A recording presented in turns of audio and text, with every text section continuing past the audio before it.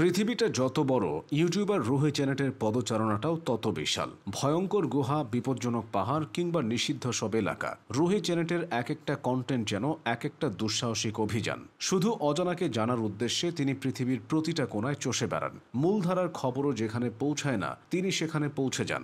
রুহি চ্যানেটের ভিডিওগুলো যেমন শিক্ষামূলক, তেমনি রহস্যময়, যেন অনেকটা থ্রিলার মুভির মতো। কন্টেন্টের জন্য তিনি ঘুরে বেরিয়েছেন আফ্রিকার ক্ষুধাপীড়িত অঞ্চল থেকে ভারতের দলিত সম্প্রদায় হয়ে মধ্যপ্রাচ্যের অস্থির অঞ্চলগুলোতে। এসব জনপদে গিয়ে তিনি নিজ চোখে দেখেছেন মানুষের জীবন সংগ্রাম, সংগ্রহ করেছেন ইতিহাস, অভিজ্ঞতা, আর সেগুলো তুলে ধরেছেন দর্শকদের সামনে। বিশ্বের বিভিন্ন দেশে রুহি চ্যানেটের লাখ লাখ ফলোয়ার আছে। তাদের জন্য তিনি সর্বাধিক ভাষায় ডাবিং করা ভয়েসের মাধ্যমে ভিডিও তৈরি করেন, যা তার জনপ্রিয়তাকে আরও বাড়িয়ে দিয়েছে। রুহি চ্যানেট মূলত তুরস্কের একজন কন্টেন্ট নির্মাতা। তিনি 1990 সালের 20 অক্টোবর তুরস্কের আইদিন শহরে জন্মগ্রহণ করেন। তার শৈশব কেটেছে মানিসা ও বন্দিরমা শহরে। তিনি উচ্চশিক্ষা নেওয়ার জন্য 2007 সালে ভারতে আসেন।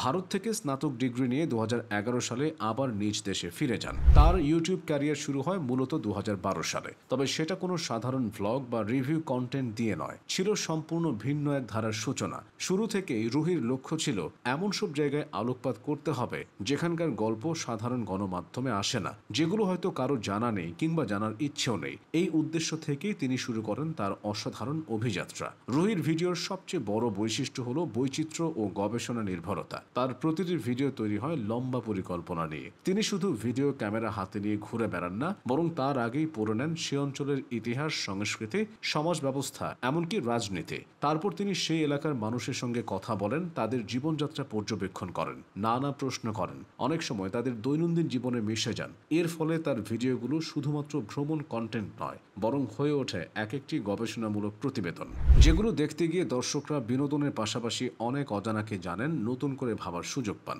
এজন্যই শুধু ভ্রমণপ্রেমীরা নন, রুহির ভিডিওর দর্শক আছে সব অঙ্গনে। সমাজবিজ্ঞান, নৃবিজ্ঞান, ইতিহাস, এমনকি আন্তর্জাতিক রাজনীতি নিয়ে আগ্রহী ব্যক্তিরাও নিয়মিত অনুসরণ করেন তাকে। তার ভিডিওতে যেমন রাশিয়ার সবচেয়ে শীতল শহরের বর্ণনা থাকে, তেমনি থাকে ইরানের সবচেয়ে উত্তপ্ত অঞ্চলের বিস্তর বর্ণনা। এছাড়া ভারতের কুমারটুলির মৃৎশিল্প কিংবা আফ্রিকার ত্বকভিত্তিক বৈষম্যের বাস্তবতা নিখুঁতভাবে তুলে ধরেন রুহি চ্যানেট। তার কন্টেন্ট কখনো কখনো সাংবাদিকতাকেও অতিক্রম করে যায়, কারণ এমন সব জায়গায় তিনি গিয়ে হাজির হন যেগুলো সাধারণ সাংবাদিকদের নাগালের বাইরে। সবকিছু ছাপিয়ে রুহি চ্যানেটের বড় গুণ হলো তার অসীম সাহস। একজন ইউটিউবার হিসেবে আফগানিস্তান, সোমালিয়া কিংবা ইরানের মতো দেশে গিয়ে ভিডিও বানানো দুঃসাহসিক কাজ। সেখানে তিনি এসব দেশে গিয়ে ভিডিও ধারণ করেছেন, সেখানকার জনগণের সঙ্গে মিশে গিয়েছেন। এছাড়া অনেকে যেখানে যেতে ভয় পান, সেসব জায়গায় তিনি অবলীলায় ঘোরাঘুরি করেছেন।